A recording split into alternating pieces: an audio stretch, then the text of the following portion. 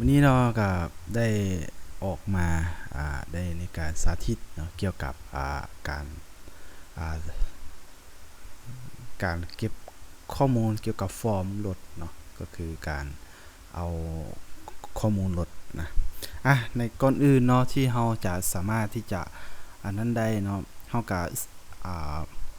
มาดูก่อนเนาะในขั้นตอนที่1เนาะก็คือเราก็เอาตัวที่เกี่ยวกับลงทะเบียนก่อนเนาะก็คือความหมายว่ารถเนาะก็คือเกี่ยวกับประเภทรถเนาะก็คือรถจากบ่รถใหญ่บ่เป็นรถจิ๊บเนาะหรือว่ารถเก่งบ่เนาะแล้วก็เลขถังเลขจักรเนาะแล้วก็รุ่นนี้มันรุ่นหยังเนาะรุ่นแบบจีนบ่หรือว่าเป็นอ่าเป็นเกียร์เนาะเป็นเกียร์รุ่นอันนั้นบ่เนาะก็มีหลายเนาะแล้วก็สีเนาะสีดำสีแดงสีหยังได้อันนี้การนำเข้าเนาะก็คือเลขถังอันนึงก็แม่นแล้วเนาะก็จะเป็นมี1มี2มี3เนาะก็มีหลายอันนี้เป็นราคาซื้อเนาะราคาที่เฮาซื้อนี่จะเป็นราคาขายแล้วก็อันนี้จะเป็นวันที่นำเข้าเนาะจะเป็นวันที่หยังเนาะเฮาก็ใส่ลงไปเนาะหลังจากนั้นเฮาก็กดบันทึกเนาะอันนี้แม่นรายการที่เฮาได้มีก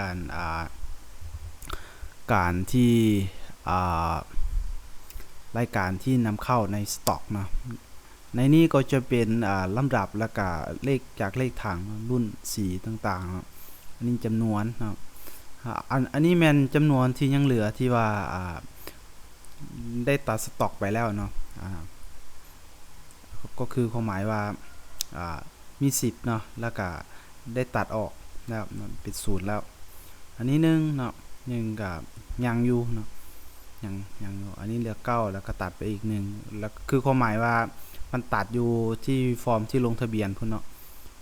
อยู่ที่ด้านถึงเนาะตอนนี้ก็มาเบิ่งว่าเฮาสามารถแก้ไขได้บ่ได้เนาะเฮาก็สามารถแก้ไขได้เนาะนี่เนาะเดี๋ยวตัวอย่างตัวนี้เฮามาการเพิ่มกันอย่างได้หมดเลยเนาะอันนี้ก็จะเป็นรูปแบบเนาะอันนี้มันออกมาแล้วก็ถือว่าก็เฮาสามารถเฮ็ดการแก้ไขได้หมดเนาะตัวนี้จะเป็นแบบนี้โอเคเนาะเมื่อเวลาเฮาเอาเนาะ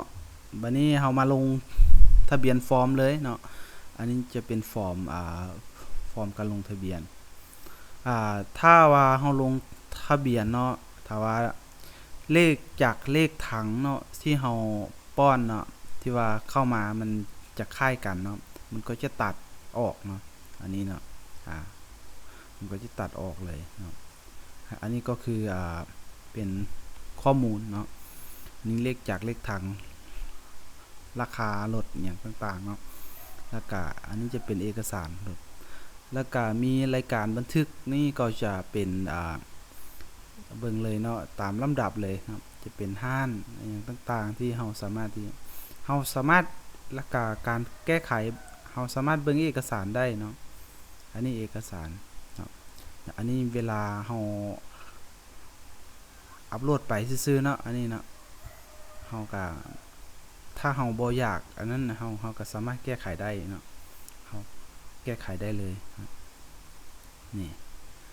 นี่มันเป็นรายการเนาะ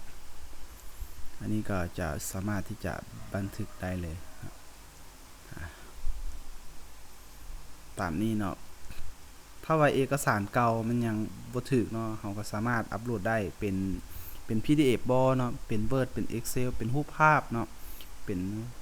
ดีแท้เป็นอันนั้นเลยเนาะเป็น PDF นั่นแหละเนาะแล้วก็เพราะว่าในการเบิ่งง่ายหลายขึ้นเนาะอันนี้เป็นการที่เฮาเฮ็ดแก้ไขข้อมูลการลงทะเบียนรถหลังจากนั้นเฮากดบันทึกปึ๊บเนาะมันก็เข้ามาหน้านี้เลยนะก็ถือว่าเบิ่งแล้วก็ในนี้ก็สิ้นสุดเจ้าขอบใจ